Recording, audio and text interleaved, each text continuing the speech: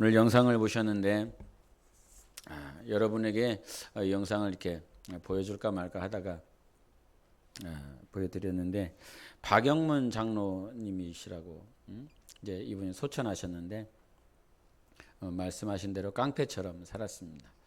자기가 법에 그렇게 살았는데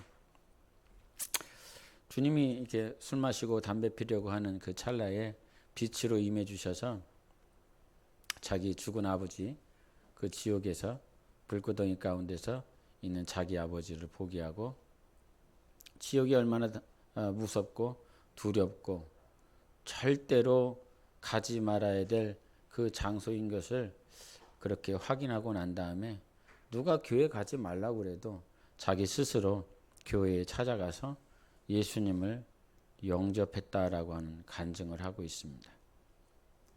우리 옆 사람에게 축복했으면 좋겠습니다. 지옥 가지 마시고 천국 가십시다.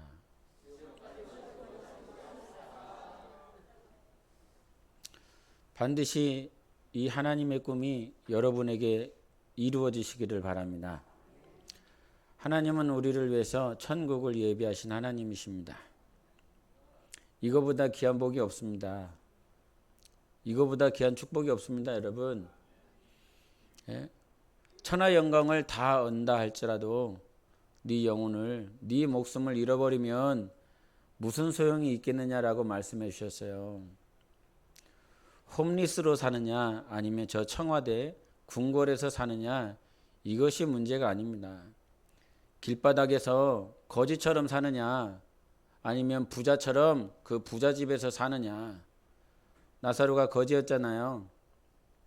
부자가 건네주는 것 겨우 먹고 살아가는 인생이었어요.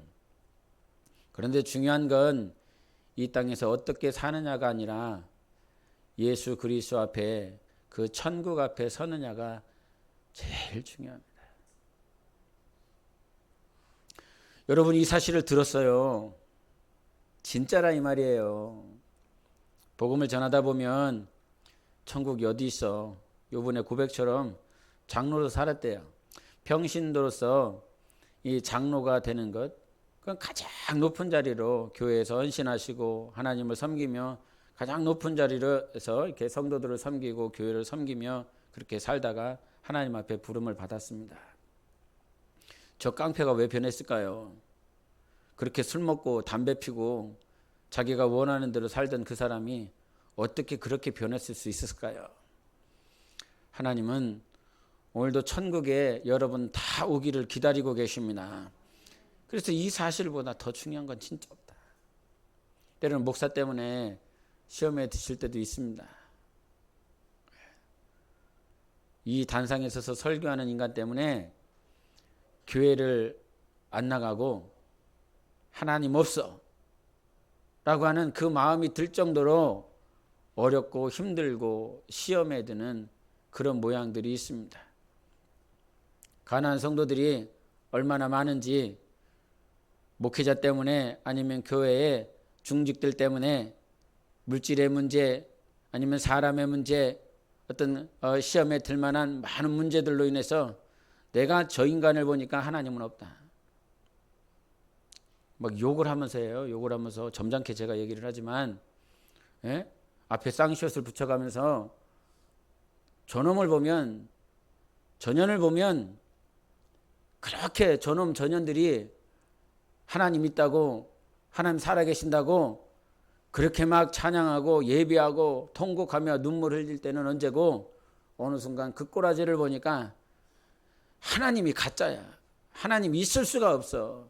그러면서 세상을 돌아가고 하나님을 불신하고 그렇게 떠나버렸습니다. 여러분 제발 부탁하지만 그러한 우를 범하지 않기를 간절히 바라고 소원합니다. 어떠한 상황이 와도 어떠한 환경이 와도 저놈 때문에 하나님을 천국을 포기하지 마십시오. 어떠한 순간이 와도 돈 한 푼 때문에 하나님을 저 영원한 천국을 포기하지 마십시오. 하나님은 살아계시고 하나님은 천국을 예비하신 하나님이십니다. 그래서 이 땅에 있는 동안 여러분에게 정말 정말 이루어지고자 하는 것, 주님 그것 하나 때문에 참고 계시는 거예요. 그 천국에 하나님의 자녀로, 하나님의 백성으로, 하나님의 신부로, 하나님의 친구로 여러분을 부르시기 위하여 지금까지 참고 계시는 거예요. 고린도전서 13장에 사랑장 있잖아요. 사랑장.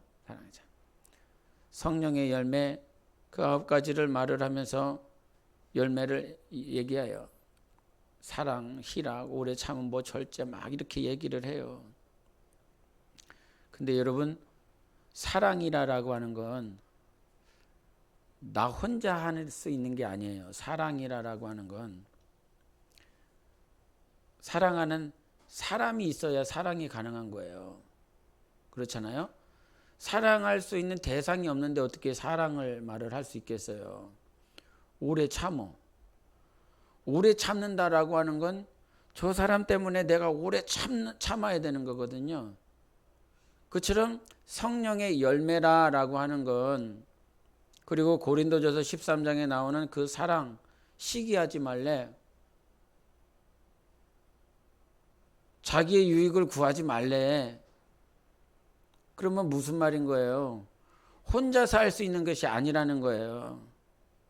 자기의 유익을 구하지 않기 위해서는 자기의 유익을 구하지 말아야 될 대상이 필요한 것이고, 시기하지 말아야 된다라고 하는 말은 그 시기하지 말아야 될 대상이 있어야 시기하지 않는 것이고, 그것처럼 이것은 다 무슨 말이냐면 관계성을 두고 얘기하는 거예요. 관계가 없는 사람은 오래 참을 이유가 없어요. 사귀거나 나누거나 이럴 만한 대상이 없으면, 즉 성령의 열매는 언제 나오냐면 하나님 때문에 성령의 열매가 맺어지는 거예요. 사실은 그렇죠. 하나님께서 성령이 임하셔야 열매가 맺어지는 거예요. 근데 그 성령께서 우리에게 임하셔서 열매가 맺어질 때 그냥 나를 단독적으로 혼자 광야에 내버려 두지 아니하시고 관계를 두세요. 가정에서 관계가 있잖아요. 예? 사랑했었던 사람인데 관계가 무너졌어요. 공동체 교회라고 하는 곳에 왔는데 이 교회 내에서도 뭐가 있습니까? 관계가 있습니다. 오래 내가 정말 참아야 될 사람이 있어요. 내가 절제해야 될 사람이 있어요. 계속 온유해야 될 사람이 있고요. 희락으로 막 기쁨으로 충만해야 될 그런 사람이 있고요. 내가 시기하지 말아야 될 사람이 있고 오래 참아야 될 사람이 있고, 계속 그 관계가 있어요. 성령이 우리에게 열매를 주시는데 그 열매는 어떻게 맺어지냐면 그 사람과 관계성을 통해서 우리에게 열매가 맺어지는 것입니다. 그래서 관계를 맺지 않으면 우리는 절대로 성령의 열매가 맺어질 수 있다 없다? 없는 거예요. 남편이 있기 때문에 성령의 열매가 맺어지는 거예요. 자식이 있기 때문에 성령의 열매가 맺어지는 거예요. 나에게 위측분자가 있기 때문에 성령의 열매가 맺어지는 것이고, 내게 이 맡겨주신 영혼들, 양떼들이 있기 때문에 성령의 열매가 맺어지는 것이라 이 말입니다. 그래서 여러분, 관계를 무시하면, 관계가 끊어지면 우리는 절대로 성령의 열매를 맺을 수가 없어. 정말 그것을 원한다라고 그런다면 저 그냥 광야로 가 있어. 광야로 가 있으면 편하지요? 안 편해요? 광야로 가 있으면 편할 것 같아요. 저도. 나라고 하는 인생도 속 썩이는 인간 안 보면 편할 것 같아요. 예? 내 마음을 아프게 하는 인간 안 보고 그냥 내가 보고 싶은 책 보고 있고, 내가 보고 싶은 풍경 바라보고 있고, 내가 먹고 싶을 때 먹고, 예? 막 전혀 신경 안 쓴다 이 말이요. 내가 하고 싶은 대로 살아가면 어떤 열매가 맺어지겠습니까? 여러분, 농부가 씨를 심었어요. 과실을 심었어요. 그러면 그게 정말 이 아무런 고난 없이, 아무런 고통 없이, 비바람 없이, 눈보라 없이 그것이 열매가 맺어집니까?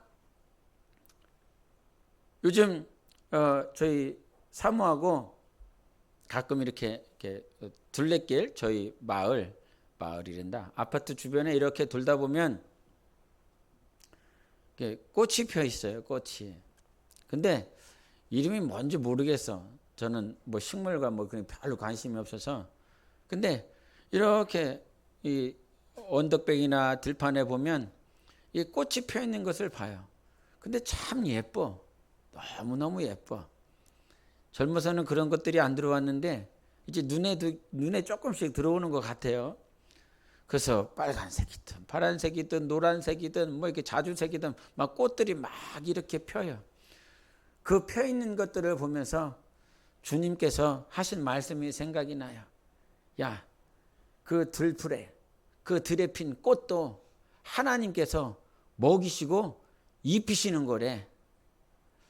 야, 들에 그 핀 꽃들도 그냥 들꽃인 거죠. 릴리스라고 그러죠. 영어로. 아무것도 그 누구도 언제 심었는지 거기에다가 자라게 어떻게 보호하고 양육했는지 관심을 뒀는지 아무것도 없을 것 같은 그 들꽃도 하나님께서 먹이시고 입히신 결과래요. 근데 그 들꽃이 그 꽃을 피기까지 비가 없었겠습니까? 바람이 없었겠습니까? 그 어두운 밤, 그 새벽녘을 이겨내야 되고 어두운 시간들을 정말 참아내고 그 시간들을 보냈기 때문에 그 꽃을 피는 것 아닙니까? 여러분, 우리에게 주어진 모든 시간들을 통해서 시련과 고난과 어려움이 닥칠 수 있지만 하나님은 그 시간을 통해서 우리를 자라나게 하시는 것이고 우리가 하나님 앞에 설 수 있는 모양으로 우리를 만들어가고 있는 것입니다. 그 세상 영화에 보면 이게 그 로봇가 막 트랜스폼 되는 게 있어요. 영화 이름이 생각이 나지 않는데 애들이 막 좋아하는 뭐 이렇게 뭐 그런 게 있어요. 로봇가 갑자기 막 이렇게 변형된다 이 말이죠. 하나님이 우리에게 이 땅에 사는 날 동안 뭘 원하기를 원하냐면 트랜스폼이 되기를 원하는 거예요. 바뀌기를 원하는 거예요. 변형되기를 원하는 거예요. 우리의 신앙생활은 단지 구원받았기 때문에 사는 것이 아니라 구원받은 자들이 오늘 변화되어지기를 원하시는 것입니다. 여러분 얼만큼 변화됐어요? 얼마만큼 변형되셨어요? 과거의 자기 모양과 비교했을 때 얼마만큼 트랜스폼이 됐느냐 이 말이에요. 하나님은 그 일을 오늘 하고 계십니다. 할렐루야. 뭐 하고 계신다고요? 하나님은 오늘 믿는 자들에게 너의 영혼이 트랜스폼 되기를 원하는 거예요. 변형되기를 원하는 거예요. 이것을 성경에서는 뭐라고 말을 하냐면 거룩이라 얘기하는 거예요. 하나님은 오늘 우리가 거룩해지기를 원하시는 것입니다. 변형되어지기를 원하는 거예요. 근데 이것을 요한일서 1장 7절의 말씀에 뭐라고 얘기하셨냐면 그가 빛 가운데 계신 것 같이 우리도 빛 가운데 행하면 우리가 서로 사귐이 있고 그 아들 예수의 피가 우리를 모든 죄에서 깨끗하게 하실 것이요 라고 그러셨어요. 하나님은 우리를 깨끗하게 하실 것이에요. 잘 성경을 보세요. 우리를 모든 죄에서 깨끗하게 하셨다가 아니라 우리를 깨끗하게 하실 것이라고 말씀하고 있어요. 그런데 전제 조건이 있어요. 이것도 모든 죄에서 우리를 깨끗하게 하실 것인데 어디 안에서 행하면요, 어디 가운데에서 행하면요, 빛 가운데에서 행하면, 빛이신 예수 그리스도 안에서 행하면 예수 그리스도 그 아들 예수 그리스도의 피가 우리를 모든 죄에서 깨끗하게 하실 것이라 말씀하고 있습니다. 여러분, 죄를 지어본 사람은 알아요. 죄를 지은 것이 얼마나 무섭고 두려운 것인지. 죄를 안 져보면, 여러분 살인을 했다고 생각을 해보세요. 아벨과 가인이 있지 않습니까? 가인이 아벨을 쳐 죽여요. 두려운 마음이 얼마나 큰지, 얼마나 무서운지 죄를 져보면 알아요. 그런데 여러분, 당신은 죄인이야 라고 그랬을 때 여러분이 두렵습니까? 당신 지옥 가 라고 말을 해도, 세상 사람들에게 당신의 죄로 말미암아 지옥 갑니다 라고 그래도 그들의 심령 가운데 두려움이 없어요. 두려워하지 않아요. 그냥 피식 웃고 그렇게 지나칩니다.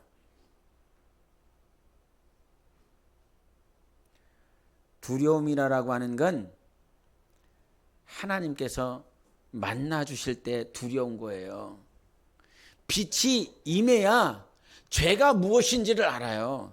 빛이 임해야 어둠이 뭔지를 알아요. 생명이 임해야 사망이 이같이 무서운 것인지를 알 수 있다 이 말이에요. 근데 이것을 알리시기보다, 우리에게 알게 하고자 빛이신 예수 그리스도 임하셨습니다. 생명이신 예수가 오셨습니다. 빛과 생명이신 예수 그리스도가 오셔서 그 빛 가운데 행할 때에 우리가 정말 깨끗하게 될 수 있다라고 가르쳐주고 있어요. 하나님은 우리를 깨끗하게 하고 싶어요. 하나님은 여러분을 깨끗하게 하고 싶어요. 이 말은 당신이 더럽다는 것입니다. 이걸 인정하지 않으면, 1장 9절을 한번 읽겠습니다. 요한일서 1장 9절입니다. 같이 읽겠습니다. 시작. 만일 우리가 우리 죄를 자백하면 그는 미쁘시고 의로우사 우리 죄를 사하시며 우리를 모든 불의에서 깨끗하게 이것도 깨끗하게 하실 거라는 거예요. 근데 여기서는 언제 깨끗하게 하실 거라는 거예요? 우리가 우리 죄를 자백하면, 고백하면. 이 자백한다, 고백한다라고 하는 이 말은 현재형이에요. 딱 봐도 알겠죠? 현재형이에요. 근데 이 헬라어에서 현재형의 의미는 뭐냐면 계속 반복적인 거예요. 계속 반복적인 거예요. 죄를 자백한다라고 하는 말은 무슨 말이냐면 계속 반복하면서 해야 된다는 거예요. 네 죄를 계속 반복적으로 자백하고 고백해야 된다는 거예요. 이 말은 무슨 말이냐? 오늘도 네가 자백하고 고백해야 될, 반복적으로 하나님 앞에 회개하고 고백해야 될 죄가 네 안에 있다는 거예요? 없다는 거예요? 있다는 거예요. 네 죄가 있어요. 단지 그것이 드러나지 않았을 뿐이지. 병자는 뭐냐면 그 병이 드러난 거예요. 근데도 이 병이 겉으로 드러난 사람이 있고, 아직 병이 있지만 이 병이 이 몸 안에 감춰졌고 아직 드러나지 않은 사람이 있어요. 암인데 이 암 초기에는 뭐 아픈지도 모르겠고 암인지도 모르겠고 질병이 있는지조차도 몰라. 그러나 시간이 지나니까 이것이 암덩어리가 커지고 아프고 세포가 죽어나가고 있고 계속 고통이 찾아오니까 이제는 그 병이 수면 위로 드러난 것이지요. 어떤 죄인은 이 죄가 드러난 죄인이 있어요. 다윗은 그 죄가 드러났잖아요. 그 죄가 드러나서 나단 선지자가 와갖고 가르쳐줍니다. 당신이 죄를 졌다고. 그런데 수면 위로 안 드러났어요. 나단 선지자가 오기 전까지 그 해가 바뀌어서 1년 동안 1년의 시간이 있었음에도 불구하고 그 죄를 범했음에도 불구하고 이 죄가 수면 아래에 있었기 때문에 드러나지 않았어요. 그러나 1년이 지나고 난 다음에 나단 선지자가 와서 당신 죄 졌지 않습니까? 그 죄가 드러나서 결국은 자기 자식이 죽어버립니다. 금식하면서 좀 살려달라고 왕이 정말 골방에 올라가서 왕만이 기도하는 그 자리에 올라가서 살려달라고 그러나 그 자식이 죽어버립니다. 여러분 안에 드러나지 않은 죄가 있고 드러난 죄가 있습니다. 그런데 많은 사람들은 이 드러난 죄에 대해서는 민감하게 반응하고 하나님 살려달라고, 하나님 불쌍히 여겨달라고, 긍휼을 베풀어달라고 그렇게 회개하고 기도하지만 드러나지 않은 이 수면 아래에 있는 이 죄에 대해서는 감감무소식 하나님 앞에 고백하려고 하지 않고 하나님 앞에 자백하려, 스스로 자백하려 하지 않고 그저 감춰두려고 그럽니다. 그러나 하나님의 역사는 언제 벌어지냐면 하나님께 자백하면 역사가 벌어집니다. 비록 여러분 안에 감춰진 죄라고 할지라도, 저 사람이 못 본 죄라 할지라도, 감추고 싶고 정말 나만이 아는 그 죄라 할지라도 이것을 하나님 앞에 자백하면, 오늘 하세요, 오늘 하라 이 말이에요. 자백하면 하나님의 역사가 임하여 모든 불의에서 우리를 깨끗하게 하실 것입니다. 완전하게 깨끗하게 되는 것, 끊어버리는 것, 잘라내는 것, 비로소 우리는 그때에 하나님 앞에 깨끗해질 수 있어요. 근데 이 깨끗하게 하시는 역사가, 하나님은 어떻게 우리를 깨끗하게 하냐면 이 자백한다 그러잖아요. 이 자백. 이 자백할 수 있는 기준을 우리에게 주세요. 네가 자백해야 돼. 근데 과거에는 이것이 죄인지를 몰랐어요. 자백을 하려면, 네 죄를 자백을 하려면 이것이 죄인지를 알아야 자백하는 것 아닙니까? 그래요, 안 그래요? 이게 죄인지를 알아야 자백하고 하나님 용서해달라고 이렇게 말을 한다 이 말이에요. 그러면 자백할 수밖에 없도록 하나님이 우리에게 무엇을 주셨냐면 말씀을 주시는 거예요. 이게 죄인지 아닌지 어떻게 알아요? 하나님이 주신 말씀을 가지고 아는 거예요. 그래서 하나님이 십계명을 주실 때에 이웃의 집의 것을 탐하지 말아라, 그 말씀을 주시니까 아, 이웃의 집의 것을 탐하면 이것이 죄구나 라고 하는 걸 안다 이 말이죠. 살인하지 말라, 주님이 말씀하셨기 때문에 살인을 하는 것이 죄구나, 거짓말하지 마 라고 말씀을 하셨기 때문에 거짓말하면 이것이 죄구나 라고 하는 것을 안다 이 말이에요. 그러면 하나님은 이 말씀을 주셔서 이것이 죄구나 라고 하는 것을 알려주시기 위해서, 단지 그 사실만 가르쳐 주시기 위해서 말씀을 주셨느냐, 그것이 아니라 에베소서 5장 26절에 하신 말씀을 같이 보겠습니다. 시작. 이는 곧 물로 씻어 말씀으로 깨끗하게 하사 거룩하게 하시고. 하나님은 우리를 깨끗하게 하십니다. 근데 어떻게 깨끗하게 하세요? 말씀을 주셔서 깨끗하게 하시는 거예요. 그러니까 죄가 드러났어요. 이 죄가 왜 드러나는 거예요? 말씀 때문에 이것이 죄다라고 알 수 있게 됐단 말입니다. 그래서 말씀이 우리 안에 임하면 이것이 죄인지를 알게 되는 거예요. 잘 생각해 보세요. 말씀이 없는 사람은, 말씀을 받지 못하는 사람은, 말씀이 기준이 없는 사람은 오늘도 자기가 의인인 줄 알고 있어. 그러나 말씀이 임하기 때문에 오늘도 우리 안에 죄가 드러난다 이 말이에요. 예? 그래서 예수님께서 오셔서 그러시잖아요. 자기는 간음해 본 일이 없어. 실제적으로 다른 남자와 다른 여자와 자본 일이 없어. 근데 주님이 오셔서 네 마음에 음욕을 품으면 너는 간음한 거야 라고 가르쳐주고 있어요. 그 전까지는 내가 간음을 안 했다고 스스로 판단하면서 살고 있어요. 그 사람은. 왜냐하면 실제적으로 다른 남자하고 실제적으로 다른 여자하고 자본 일이 없기 때문에 자기는 간음했다라고 생각하지 않고 이 간음한 것에 대해서 죄를 토설하며 자백하며 회개를 구하지 않아요. 왜? 그렇게 판단하고 있으니까요. 근데 주님이 오셔서 말씀하시잖아요. 너 음욕 품었잖아. 그러면 이게 뭐예요? 간음죄가 이미 성립이 된 거예요. 그래서 자기는 한 번도 실제적인 간음을 안 했음에도 불구하고 마음의 음욕으로 인하여 이 죄를 주님께서 말씀하여 주셨기 때문에 그것을 자백함으로 그가 하나님 앞에 용서를 받고, 그의 영혼이 어떻게 되어지는 것입니까? 말씀이 임함으로 인하여 그의 영혼이 자백하고 깨끗해지는 것입니다. 말씀으로 깨끗해지고 그 다음에 어떻게 하세요? 거룩하게 하시는 거야. 그러니 오늘 교회에 다니면서 많은 성도들에게 선포되는 하나님의 말씀이 당신 위로받으십시오. 당신 잘 될 것입니다. 형통할 것입니다. 큰 축복을 누릴 것입니다. 당신 건강하게 될 것입니다. 당신 자손들 잘 될 것입니다. 이게 진짜 축복이 아니라 뭐 형통하고 잘 되고 어떤 번영신학에 빠져갖고 다 잘 될 거래. 여기 성경 보세요, 여러분. 성경을 보세요. 다 잘 될 거래. 맞아요. 결과적으로 영적으로 그 먼 주 예수 그리스도 오실 때 우리는 다 잘 될 것입니다. 그런데 중요한 건 이 땅에 신앙생활하면서 12명의 제자들을 어떻게 죽었어요?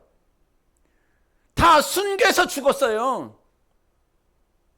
자기의 직장을 다 내려놨어야 됐고 살갗이 벗겨지는 이 살갗을 다 뜯어냈어. 칼로. 온 머리끝부터 발끝까지 칼날을 가지고 다 온 살갗들을 다 벗겨냈어요. 벗겨내면서 죽음을 당했어요. 기름이 튀겨지면 그것이 온도가 얼마나 되겠습니까? 그 튀겨진 그 기름에다 사람을, 그 제자를 던져갖고 거기서 죽였어요. 여러분, 이 땅에 신앙생활하면서 우리의 신앙생활은 거룩해져야 되는 거예요. 근데 그 거룩해질 때 말씀으로 깨끗해져야 되잖아요. 그죠? 말씀으로 깨끗해지려면 그 더럽다라고 하는 사실이 우리 안에 있는 거예요. 이 더러움이 있어요. 그러면 이 더러움을 씻어내기 위해서 말씀이 우리 안에 임하는 거거든요. 이 말씀을 가지고 살아서 승리하는 게 쉬워요, 어려워요? 나는 이게 제일 어렵더라. 아무런 문제가 없는 사람은요, 이 말이 무슨 말인지 몰라. 지금 말씀을 가지고 살아낸다라고 하는 것이 얼마나 힘이 들고 어려운지 몰라. 아무런 문제가 없는 사람은 아담과 하와가 그 영적 싸움에서, 영적 전쟁에서 졌어요. 그죠? 선악과 먹지 마. 선악과를 먹지 말라라고 했을 때 지키는 게 어려워 쉬워. 선악과를 먹지 말라는 그 말씀에 딱 그 말씀을 받았을 때 알겠습니다, 하나님. 그 말씀을 제가 지키겠습니다. 아담과 하와가 지키겠습니다. 아마 이렇게 반응했을 거예요. 아무런 문제가 없을 때. 근데 그 에덴 동산 중앙에 가봤더니 이 선악과가 있네. 선악과를 봤더니 이 선악과가 어때요? 보기에도 좋고 탐스럽고 지혜롭게 할 만큼 그렇게 생겼단 말이에요. 자기의 생각이, 자기의 마음이 바뀌었어요, 안 바뀌었어요? 바뀌기 시작하는 거예요. 계속 야, 이거 먹으면, 근데 거기에다가 와갖고 사탄이 와갖고, 야 임마, 이 선악과를 먹으면 안 죽는다네. 그리고 하나님처럼 될 수 있다네. 하나님처럼 선도 알고 악도 알고 하나님처럼 될 수 있다네. 그저 말씀을 받았을 때 자기 앞에 보기 좋고 탐스럽고 지혜롭게 할 만한 그것들이 안 보이면 말씀을 지키는 데 대해서 전혀 문제가 되어지지 않아. 이 상태가 아무런 문제가 없는 상태라는 거예요. 그냥 말씀을 받았어. 오늘 말씀 들었어. 설교 때 예배를 듣고 말씀을 들었어. 이 상태인 거지. 근데 삶으로 갔더니 여러분의 가정에 갔더니 여러분의 직장에 갔더니 여러분의 어떤 상사와 많은 사람들을 만나는 그 과정 가운데 딱 봤더니 정말 지혜롭고 탐스럽고 이거를 먹고 싶고 이거를 소유하고 싶고 이것을 내 것으로 만들고 싶고 이런 것들이 아주 널려버린 거예요. 그때 싸우는 것이 쉬워요, 어려워요? 없는 사람은 몰라. 없는 사람은 모른다고요. 알코올에 중독이 왜 걸려? 이 알코올을 먹으면, 이 술을 먹으면 내 상처가 없어질 것 같아. 내 아픔이 사라질 것 같아.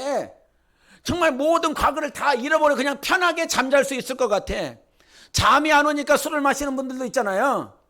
잠을 자기 위해서 술을 마시는 거예요. 어떤 상처와 아픔들을 잊기 위해서 술을 마시는 거죠. 이 담배를 피면 그냥 조금이라도 힘들고 어려운 것들이 벗어날 것 같아. 이래서 술 먹고 담배 피는 거 아니에요. 예? 아니요. 다 그것 때문에 그런 거잖아요. 내 마음의 것들, 내 상처의 것들, 나의 죄성들을 조금이라도 잊어보려고 그것들을 바라보고 싶지 않아서 그것을 하는 것 아닙니까? 근데 그렇게 탐스럽고 내 상처를 잊어낼 수 있을 것 같고 내 아픔을 바라보지 않을 것 같고 그런 순간에 맞닥뜨리니까 결국은 그때 전쟁이 벌어지기 시작하는 거예요. 술 먹어야 돼 말아야 돼. 담배 펴야 돼 말아야 돼. 제사 드려야 돼. 제사 드리지 말아야 돼. 모든 문제들 앞에서 내가 딱 봤더니 이거 하면 가정이 평안할 수 있을 것 같아. 제사 드리면 시어머니하고 문제가 없을 것 같고 제사 드리면 우리 가정이 편안할 수 있을 것 같아. 시동생들하고 시누이들하고 아무런 문제 없이 그냥 제사 한 번만 드리면 가정이 1년 동안 편안할 수 있다는데 1년 동안 아무런 문제 없이 형제들이 아주 화목하게 지낼 수 있다는데 지혜로운 소리 아니에요? 아주 탐스러운 소리 아니에요? 너무 행복할 수 있는 소리 아니에요? 그 문제가 닥쳤을 때 영적 전쟁은 시작되는 거예요. 가정의 평화를 위해서, 내 남편의 평안을 위해서, 내 남편의 미래를 위해서, 내 자녀들의 장래를 위해서 이번 한 번만 내가 타협하고 이번 한 번만 내려놓으면 우리 가정 완전 행복하게 살 수 있고 우리 자녀 정말 미래가 보장되고 그거 아닙니까? 여러분 그때 전쟁은 시작됐고 그때 전쟁이 바로 앞에 있는 거예요. 근데 주님은 뭐라고? 그 순간에 그 모든 환경 가운데서 하나님은 나를 말씀으로 깨끗하게 하시고 싶은 거예요. 네 안에 탐스럽게 하고 싶은 그런 욕망, 그 지혜롭게 되고 싶은 그 욕망, 하나님처럼 되고 싶은 그 욕망, 모든 것들을 소유하고 싶고 내 것으로 만들고 싶고 자기의 탐욕과 욕심들을 자기의 것으로 소유하여 만들어내고 싶은 그 욕망이 자기 안에 들어와 있어. 근데 하나님은 말씀을 주셔서 그 말씀으로 나를 깨끗하게 하시고 싶은 거예요. 그 말씀으로 깨끗하게 될 때 비로소 여러분은 거룩한 자가 될 수 있는 것입니다. 그래서 전쟁인 거예요. 전쟁. 그 스위스에 그 담비과에 속하는 그런 동물이 있는데 이 동물이 어민이래요. 어민. 이게 전체적인 사진을 보면 굉장히 하얀 색깔의 빛깔을 내고 있고 굉장히 깨끗한 그런 짐승인데 스위스의 사냥꾼들이 저거를 엄청 잡고 싶은 거예요. 근데 저놈이 너무 빨라. 너무 빨라서 잡을 수가 없어. 그러다가 말고 이 사냥꾼들이 이제 계속 이렇게 전래되면서 저놈을 어떻게 잡냐면 저놈은 작은 동굴에 깊은 동굴에 들어가서 지가 들어갈 수 있는 작은 동굴에 깊이 들어가서 살고 거주하는데 이 동굴 입구에다가 이 기름 아주 냄새나고 더러운 그 기름을 입구에다가 쫙 발라놓은대요. 예? 이놈이 사냥하러 밖에 나가 있는 동안 그거를 딱 발라놓으면 이놈이 자기 집에 들어가려고 그러는데 이 들어가려고 그랬을 때 자기 입구에 아주 시커먼 기름들이 묻혀 있으니까 이 백옥 빛깔의 이 자기의 털을 더럽게 만들고 싶지 않아서 그 동굴에 안 들어간다는 거예요. 그걸 안 들어가니까 그때 사냥꾼들이 저놈을 이렇게 잡는다는 거죠. 저놈의 습성은 내가 차라리 더러워질 바에는 내가 죽어버리겠다는 거예요. 뭔 얘기를 하고 싶냐면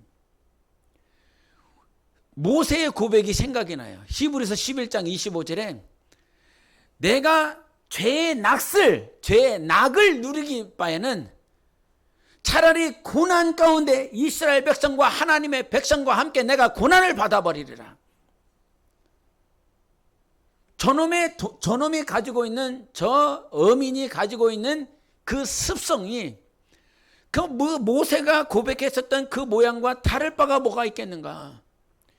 이 땅에서 죄 가운데 사느니 하나님 앞에서 고난을 받고 예수 그리스도 앞에 섰을 때 영광 가운데 서기를 간절히 바라는 그 모양이 있지 않겠는가. 여러분, 죄의 낙, 탐욕의 낙, 욕망의 낙, 물질의 낙, 아니면 어떤 쾌락의 낙, 정욕의 낙, 이것을 누리느니 이 땅에서 예수 그리스도와 함께 고난을 받고 하나님 앞에 영광 가운데 서셔야 될 것 아니겠습니까? 근데 우리는 우리 안에 수많은 탐욕들이 있다 이 말이에요.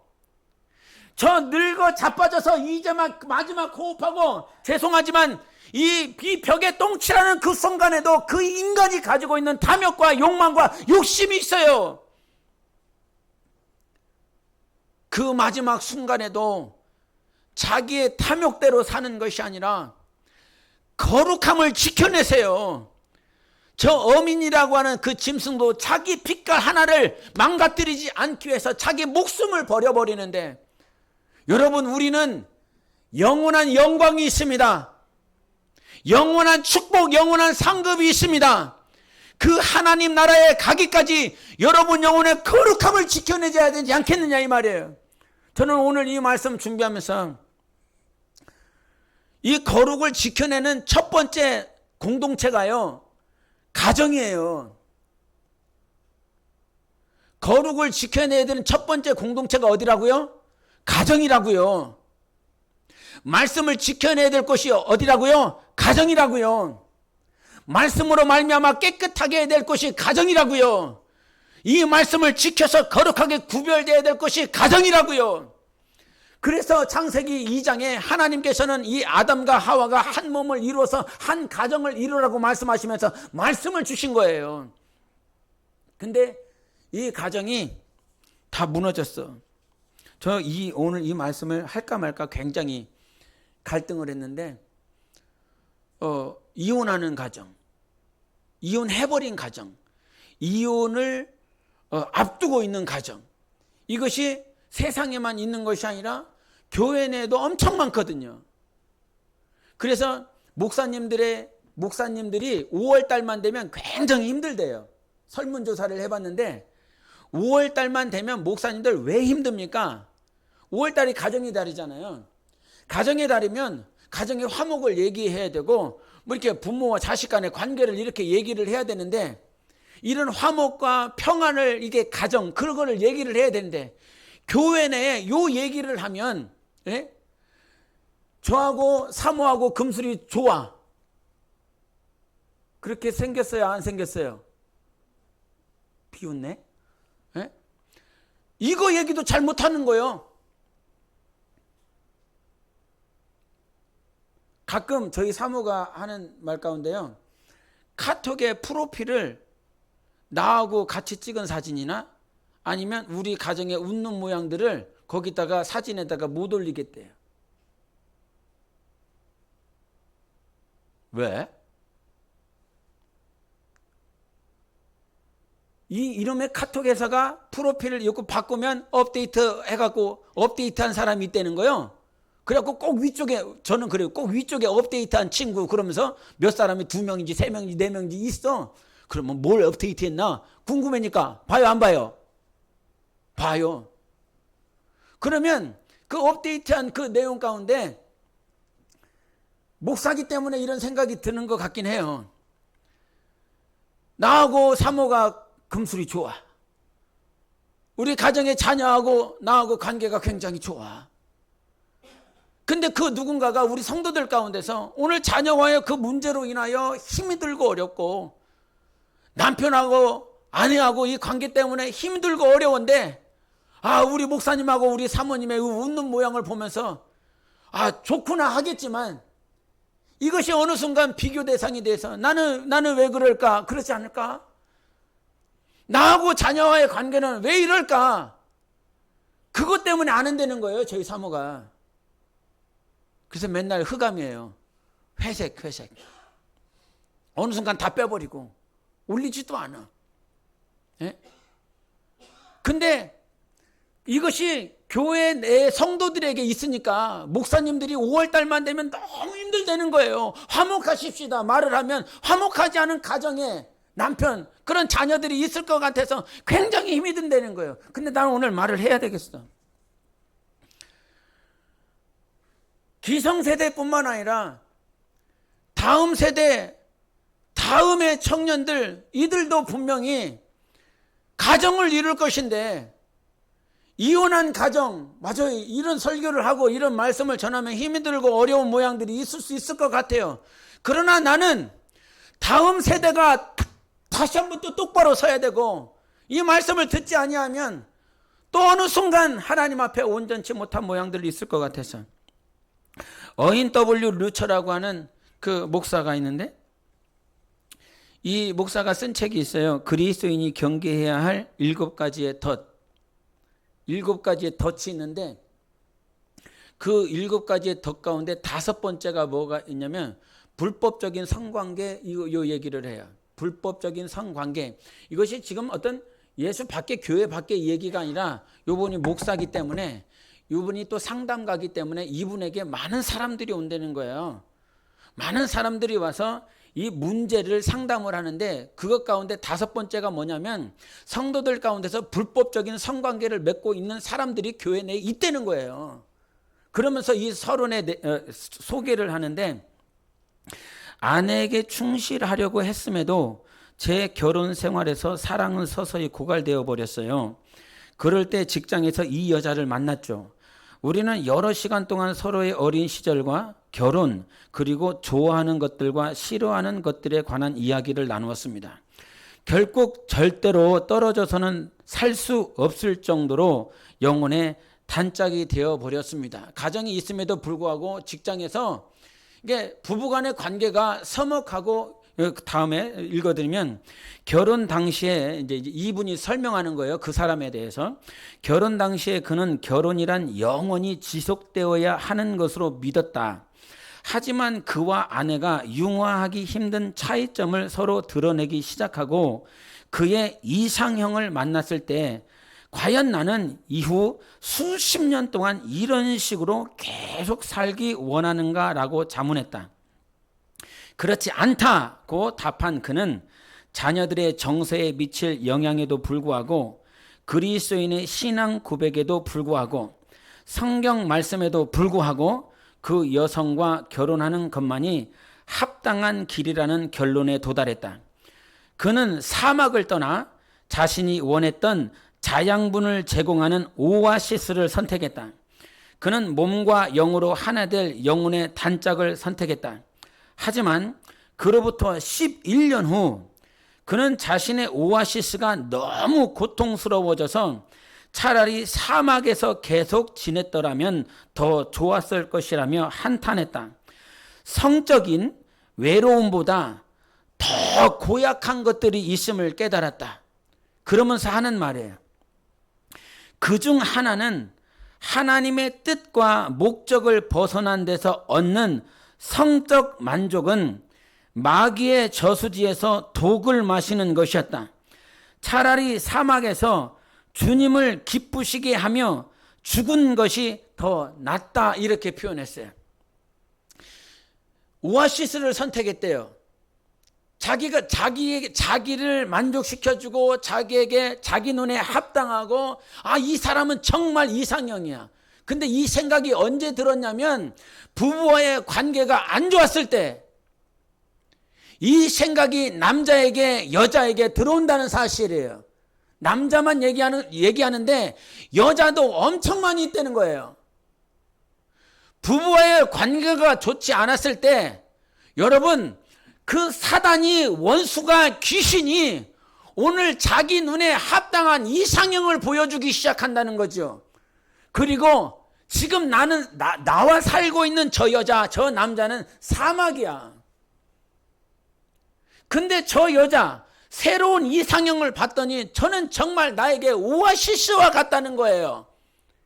그래서 결국은 사막을 벗어나서 오아시스에 들어가서 그 오아시스에서 물을 마셨는데 11년 지났어. 11년 지났는데 그에게 찾아오는 괴로움이 무엇이냐면, 여기서 여러분 알아야 될 것이 있어요. 괴로움, 인간의 괴로움은 어디서 오느냐? 그중 하나는 하나님의 뜻과 목적을 벗어난 데서 얻는 성적 만족, 하나님의 뜻과 목적을 벗어난 데서 얻는 물질의 만족, 하나님의 뜻과 목적을 벗어난 데서 얻는 사람의 만족, 인간의 괴로움, 인간의 고통은 어디서 오냐면 하나님의 뜻과 목적을 벗어난 데서 얻는 수많은 쾌락과 탐욕들이 여러분을 고통스럽게 하는 거예요. 지금 당장 오아시스에 들어가서 물을 마실 수 있지만 그것이 오아시스가 아니라 여러분 영혼을 하나님의 뜻과 목적에서 벗어나게 함으로 여러분 영혼을 철저하게 파멸시키고자 하는 사단의 괴계인 것입니다. 그래서 여러분 가정을 지키세요. 가정의 거룩을 지키세요. 이미 갈라지고 이미 파괴되어져 버린 가정에 그 가정 안에 살고 있다면 그 시간을 되돌이킬 수 없다면 여러분이 반드시 회복해야 될 것은 무엇이냐면 하나님의 목적과 하나님의 뜻대로 살려고 몸부림치세요. 무슨 말인지 이해하십니까? 이젠 더 이상 회복되어질 수 없는, 우리들 교회에 다니는 어떤 한 여자 집사가 있었는데 모태신앙인 남편을 만났다는 거야. 근데 그 모태신앙인 남편을 만났는데 이 남편이 바람을 폈어. 외도를 했어. 그래서 간통죄로 고소해갖고 결국은 이혼을 했다는 거예요. 모태신앙인 남편을 만났어. 그러면 최소한 좋은 거 아니야? 자매들이 원하는 그런 믿음의 남편을 만나서 좋은 거 아니야? 근데 모태신앙인 남편도 어느 순간 이 선악과 과실이 예뻐 보이고 탐스럽고 지혜롭게 할 만한 것이 되면 그것을 먹어버릴 수밖에 없다는 거죠. 여러분, 몇 년을 신앙생활했느냐, 10년, 20년, 30년, 40년 신앙생활을 했느냐, 그것이 중요한 것이 아니라 오늘 하나님께서 나에게 주신 그 말씀을 지켜내는 것이 중요한 거예요. 신앙의 연수가 중요한 것이 아니라 하나님이 주신 그 말씀을 지켜내는 사람이 더 위대한 자인 것입니다. 그래서 여러분, 거룩을 지켜내는 첫 번째, 처음의 공동체가 어디냐면 가정인 거예요. 여러분 부탁합니다. 여러분의 가정을 지켜내십시오. 부부와의 관계가 안 좋습니까? 사단에게 속지 마십시오. 자녀와의 관계가 안 좋습니까? 사단에게 속지 마십시오. 서두에도 얘기를 했지만 성령의 열매는 관계로서 맺어지는 거예요. 부부와의 관계, 자식과 부모와의 관계, 교회 안에 있는 목사와의 관계, 교회 안에 있는 직분자들과의 관계, 교회 안에 내게 맡겨주신 영혼들과의 이 관계를 통해서 하나님 우리를 거룩하게 지켜내시기를 원하고 성령의 열매를 맺어가기를 원하시는 것입니다. 그런데 다 속고 있어. 이 관계가 깨어지고 부서지니까 하나님을 떠나고 말씀을 떠나고 자기 신앙을 떠나버려서 파멸로 가고 있지요. 근데 그 남편 모태신앙이었었던 그 남편을 만나서 남편을 간통죄로 고소하고 이혼했었던 여인이 내 안에 가라지가 있음을 발견하고 이 가정을 회복하고 싶어서 몸부림을 쳤는데 이분이 5가지 했대요. 이혼하면서 갈라진 그 남편에게 한 것이 무엇이냐면 첫 번째가 양육비를 보내주는 남편에게 감사편지를 쓰기 시작. 가정이 정말 회복되고 싶어서 하나님이 주신 그 감동을 따라서 남편에게 남편과 같이 살아갔을 때는 남편이 벌어다주는 그 월급을 바라보면서 당연한 것으로 생각했는데 헤어지고 나니까 주님이 마음을 바꿔주시니까 이 사람에게 양육비, 이제 이혼하고 난 다음에 자녀를 양육하라고 양육비를 보내주는데 이 양육비 보내주는 것에 대해서 감사편지를 썼대. 이혼하기 전에 감사편지 좀 써보지. 2번째, 성결 구절과 고맙다는 문자 메시지를 자주 보냈다. 3번째, 아이들을 핑계로 전화를 했다. 4번째는 2, 3주에 한 번씩 아이들과 함께 나가서 남편과 외식했다. 5번째는 가정 회복을 위한 말씀을 계속 1년 동안 보내줬다는 거예요. 우리 가정 회복하자고, 재결합하자고 계속 그 말씀 설교를 보내줬다는 거예요. 1년을 보내줬더니 남편이 변하기 시작하더래요. 1년 해줬더니 남편의 마음이 바뀌어서 그 교제할 때마다 가정의 중요성을 막 얘기를 하더래요. 그래서 이제 때가 됐나 보다. 때가 됐어. 그래서 남편에게 1년 딱 지나고 난 다음에 재결합하자고 이 말을 하고 싶어서 남편을 불러내서 얘기를 했다는 거야. 그렇게 얘기를 했대. 그랬더니 남편이 하는 말이, 그동안 말을 못했는데 나 재혼한 지 3년 됐어. 당신하고 애들을 보면 너무 미안하고 가슴이 찢어져. 당신 편지 받고 많이 울었어. 이제라도 마음을 추스리고 하나님 앞에서 살려고 해. 우리 서로 너무 멀리 와서 예전으로 돌아갈 수가 없어. 하지만 당신과 아이들 생활은 내가 끝까지 책임질게. 요 얘기를 했다는 거야. 이제 1년 동안 수고하고 1년 동안 그렇게 하나님의 말씀대로 감동을 따라서 이렇게 했더니 1년 동안 변화된 것이 있어서 그와 같이 말을 했는데, 그 소식을, 그 남편이 재혼한 지 3년이 됐대요 이미. 그 소식을 듣고 이 여자 집사가 돌아와갖고 막 어떻겠어요? 마음이 얼마나 무너지겠습니까? 얼마나 괴롭겠습니까? 그렇게 가정을 결합시키기 위해서 몸부림이 쳤는데, 그래서 희망도 보이고 소망도 보여서 그렇게 했는데, 그 끄트머리에서 이미 재혼한 남편이었다는 사실을 알게 되었을 때 얼마나 괴로웠을까? 막 통곡을 했대요. 방에 와서 막 콧물을 쏟아가면서 하나님 나 이제 어떡하냐고 그렇게 기도했대요. 그랬더니 하나님이 주셨어요. 음성이 들리기 시작하는데 딱 한 문장 얘기하셨대요. 너에게는 내가 있지 않니? 내가 있잖아. 너에게는 내가 있잖아. 그 말씀을 받고 그 말씀으로 위로받고 자기의 삶 가운데에서 가라져와 갔었던 그 가정의 모양들을 다 철폐하고 생명의 역사를 위해서 이 여인이 결단하면서 신앙생활하고 있다고 그 간증을 하시더라고요. 그 목사님이, 우리들 교회 목사님이. 여러분, 가정이 깨졌다면 재결합할 수 있도록 하시고, 가정이 깨져서 회복할 수 없다라고 그런다면 가라지와 같은 모양에 집중하지 마시고 생명의 것들을 선택하세요. 그 생명을 위해서 사세요. 하나님은 오늘도 여러분의 가정을 거룩하게 하시고자 합니다. 말씀으로 깨끗하게 씻어서 이 말씀을 지켜낼 때에 요한복음 17장 19절에 주님이 어떤 얘기를 하시냐면, 또 그들을 위하여 내가 나를 거룩하게 하오니, 이렇게 말씀하세요. 그들을 위하여 내가 나를 거룩하게 하오니, 예수님이 말씀하십니다.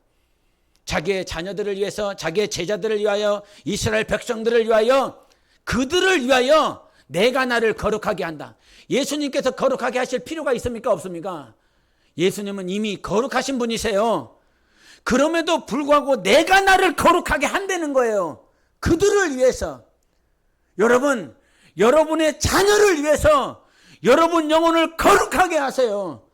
여러분의 교회를 위해서, 여러분의 맡겨주신 영혼들을 위해서 여러분 영혼을 거룩하게 하세요. 이 말은 무슨 말이냐? 거룩에는 유전성이 있는 거예요. 내가 거룩하면 여러분의 자녀들이 거룩해질 수 있습니다. 할렐루야! 여러분이 거룩해지면 여러분의 교회가 거룩해질 수 있습니다. 여러분이 거룩하면 여러분의 직장이 거룩해질 수 있습니다. 하나님은 그와 같이 일하시는 하나님이세요. 여러분 안에 무뎌지고 깨진 소망이, 거룩한 소망이 회복되어지시기를 예수 이름으로 축원합니다. 하나님은 하실 수 있는 분이세요. 하나님은 오늘도 하시는 분이세요. 여러분, 이 소망이 무뎌지지 마세요. 거룩해지는 건 하나님이 우리에게 거룩을 약속하시고 거룩을 이루어 나가실 것입니다. 여러분의 자녀가 거룩해질 수 있습니다. 여러분의 교회가 거룩해질 수 있습니다. 이러기 위해서는 여러분 자신을 말씀으로 깨끗하게 씻어서 어떠한 영적 전쟁이든 승리하는 여러분 되시기를 예수 이름으로 축원합니다. 우리 함께 기도하시겠습니다. 하나님, 오늘도 내 안에 성령의 거룩함이 회복되어지게 도와주시옵소서. 우리 안에 있는 상처를 고쳐주시고 우리 안에 연약한 부분들을 회복시켜 주셔서 우리의 영혼이 세워지게 도와 주시옵소서. 나 영혼아 걸어갈지어다. 이 세상에서 우리는 영적 전쟁하고 있습니다. 이 전쟁을 통해서 군사와 같이 신부와 같이 세워지게 하여 주시옵소서. 천국은 있습니다. 반드시 천국에 설 수 있도록 이 모든 전쟁에서 이기게 도와 주시옵소서. 천국에 다 같이 설 수 있도록 우리 가정이 전쟁에서 이기게 도와 주시옵소서.